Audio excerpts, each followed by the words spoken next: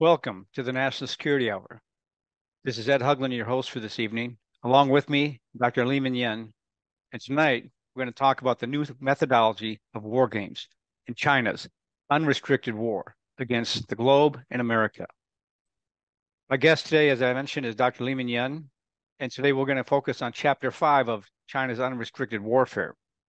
To me, this chapter speaks to a couple of specific areas that I detail in my book. A key problem is that our intelligence community and the Department of Defense remain solely focused on kinetics when the real war has been and always will be cognitive. The second aspect is that we discuss about this chapter is technology is not the problem. It's defining the problem.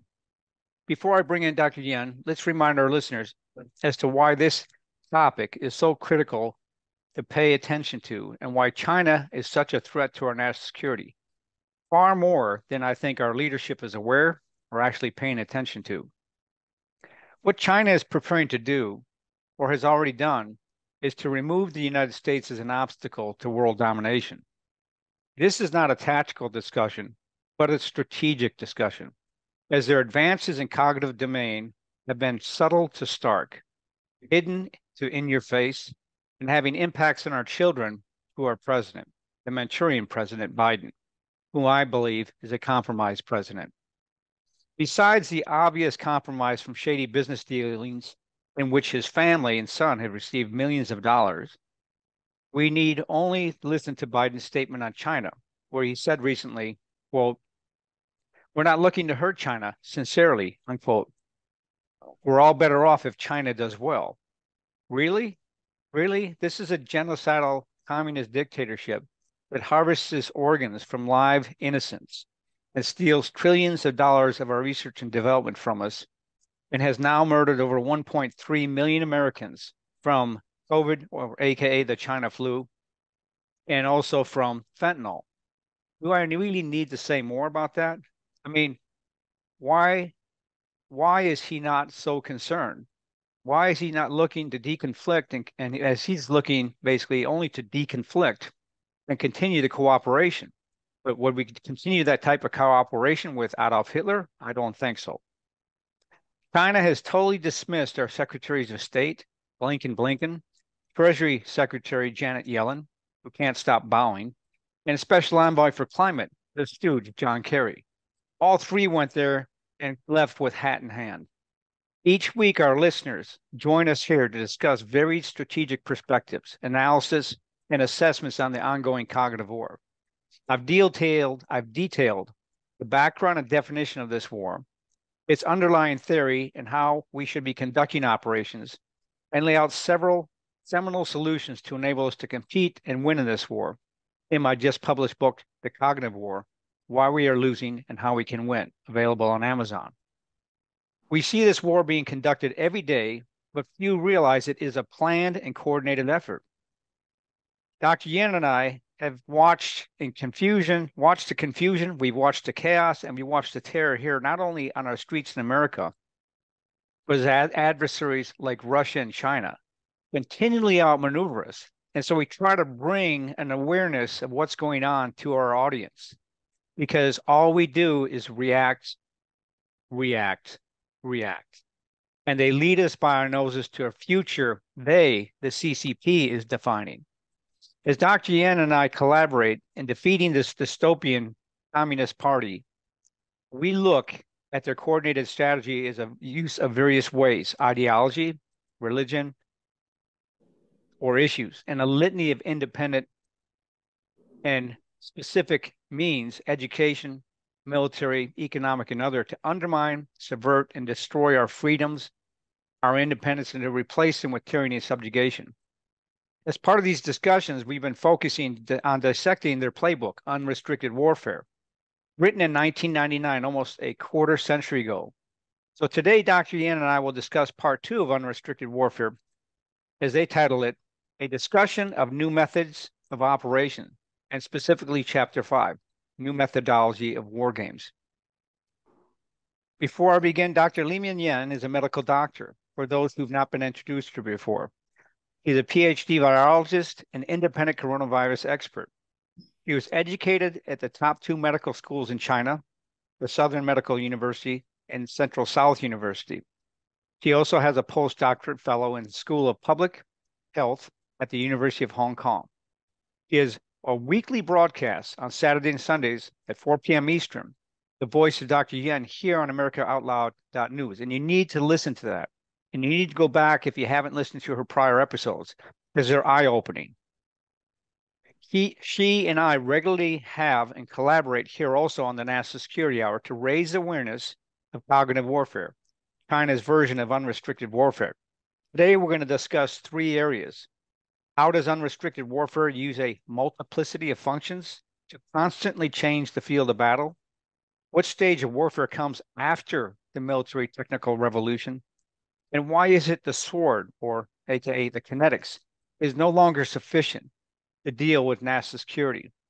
Dr. Yan, as we open this chapter, we find a quote from Sun Tzu, which says, "Therefore, soldiers do not have a constant position.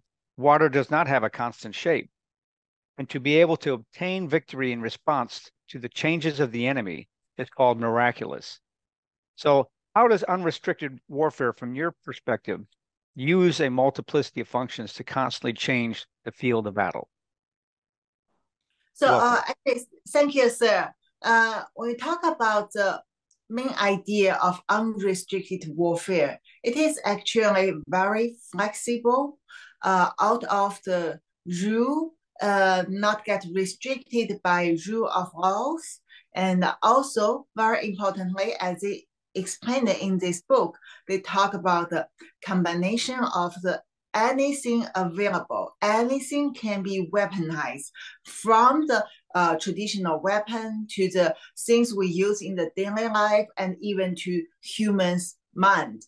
And also, the more important thing is when you need to apply all this together, you combine all that together, you have to forget that you are facing to human beings. So the thing is, how bloody, how cruel, how unethical, it doesn't matter. The thing is, we want to achieve the goal. So if they want to achieve the goal, and they can, using their own citizens at cost, they can sacrifice like half of their citizens, and they can sacrifice half China, as Chairman Mao have mentioned, just to beat the United States. So this is their thinking.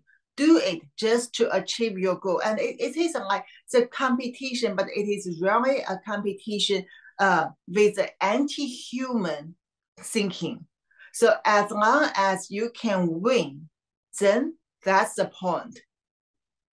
So that's very good, because the sacrifice the sacrifice of humans is essential for them to maintain the power base, as you're pointing out. And so what I found really interesting in this book, as I'm going through each chapter with you, is from an analytical perspective, I'm fascinated that these two colonels, who apparently also visited the United States and took part in the military relations, okay, how much they absorbed, how much they learned, and then through the research, how much they actually analyzed very effectively what the U.S. and other elements are doing and how we've been successful, but then flipping that completely to show here's the new pathway for how China and unrestricted warfare can be successful and completely outmaneuver the U.S. But that requires a wholly different cultural perspective and a mindset. And so from your understanding and from your background and culture in Chinese, how is it you think the Chinese People Liberation Army was able to adjust to this kind of thinking? And because it is dramatically different than traditional, right? Just like in the US. So the thing is, this theory is not renovated by the two colonels at the end of 1990s.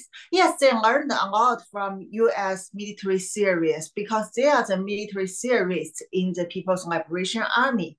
However, what they have done is one hand, they bring people learn from the United States and say, oh, this is advanced part. This is what US people thinking. And on the other hand, they just summarize, collect the previous experience and this kind of military thinking and philosophies from Chinese culture, from Mao period, and combined with Leninist Marxism, all together, they just make them into a book. They put it all together, and then they further confirmed, yes, to compete the countries like United States, then CCP style, the unrestricted style, can work very well. And so this is actually based on their experience, based on the style they already have to develop it, to make it more adapted to the modern situation in front of the United States and the Western allies. So the thing is, when you see this book, what they have discussed, have many of these kind of principles have been already applied by CCP against the US. And also after that, they just keep doing it because okay, now we have a book, we have the theory now, we know, yeah, it really works. And what they talk in this book, it's just a very tiny part, like the iceberg, you only see a little tiny part out of the sea, right? The most majority of their strategic tactic, because it's too evil, they cannot write it out. So this can help people understand it. But if you think this is the Bible for CCP and this is all the things they're talking about, then that's too naive. No, that's a great point, because you're absolutely right, because you can't capture, and nor would the enemy want to reveal their fuller strategy. Right, so they have a multifaceted strategy, which from my perspective has been very, very effective. So I have to ask you, you fled Hong Kong, you fled China, and came here at great risk to help inform people what was happening. When was it that you first, because I haven't asked you this before, when was it that you first became aware of this book, Unrestricted Warfare? Was it while you were still within China, or was it after you had left? I think it started from the days I started to investigate the COVID-19 truth. Because the more I study it, from the last day of 2019, I realized that, okay, so this is according to the scientific evidence. It is it's not from the nature, and it's not from the lab. It comes from the lab. And then also, I know how these people works in a military civil fusion style, how CCP dominantly control everything. Totally control everything. So the thing is, this is not a civil lab work. And if they can make it like this, it is an effort from combined military and civil and plus the government, the national power, right? And so when you read more about this, you learn more about that, you realize, this pointed to because you see the role of the People's Liberation Army inside, and you know their previous tracks, and you see what they have done, what they're going to do, then this tell you it is the bioweapon project. And then after that, I see because they immediately start to launch those kind of propaganda to change your cognition, to do the information war. So this make it escalated to the unrestricted level. Initially, it is just cover up outbreak in China, right? Before everyone fully understand it. And especially since January, you see, it start goes to the WHO help cover up, and China's propaganda, and the scientists start to provide the fake evidence. All like that. This is very typical unrestricted tactics. For me, yes. Initially, I can see through this, but I need to understand how could they do this? Well, why can they do it so quickly, so efficiently? Why it works well, for the public and for the foreign governments. So little by little study it, and then I finally go to the theory of unrestricted warfare. And for me, I'm Chinese, so these concepts, many of them, they wrote in the book. No, it's not strange for me. I mean, I have heard about that, read about it in various books or from different sources. So this is just a way to let me know. Okay, so find out this is a kind of a fundamental book to summarize all these kind of theories. And that's why later when I wrote my Yan reports with my team, I defined the SARS-CoV-2 COVID-19 virus as unrestricted bioweapon because it's not that perfect as a traditional bioweapon. It doesn't work as a traditional bioweapon. It doesn't even fit the traditional bioweapon concept. However, if you apply it to the unrestricted warfare, this is unrestricted bioweapon as what they described in different books, and it works when they combine a lot of unrestricted tactics. No, that's a great point. We got about a minute left here, but what I find fascinating from the discussion here is their application of this virus and deployment of this virus. It got out of control. So they didn't, just like the submarine incident we've talked about, they have mistake, they have accident. But the points you made up front, they care not because the loss of human life is secondary. It's the broader application. But in this broader application, what's very interesting to me is they've now murdered over several million people across the globe. But yet relations go on as if nothing's happened. And so their propaganda campaign and everything else has been very effective. So when I come back from break with Dr. Yan, we're going to continue this discussion here. But make sure that all of our shows go to podcasts, typically a day after broadcast is heard here on Talk Radio. You can hear them on Spotify, Stitcher, Pandora, and iHeart Podcasts, and many more. And like I said, Dr. Yan, the voice of Dr. Yan, that's also out there on america.loud.news. You ought to listen to it. We'll be right back.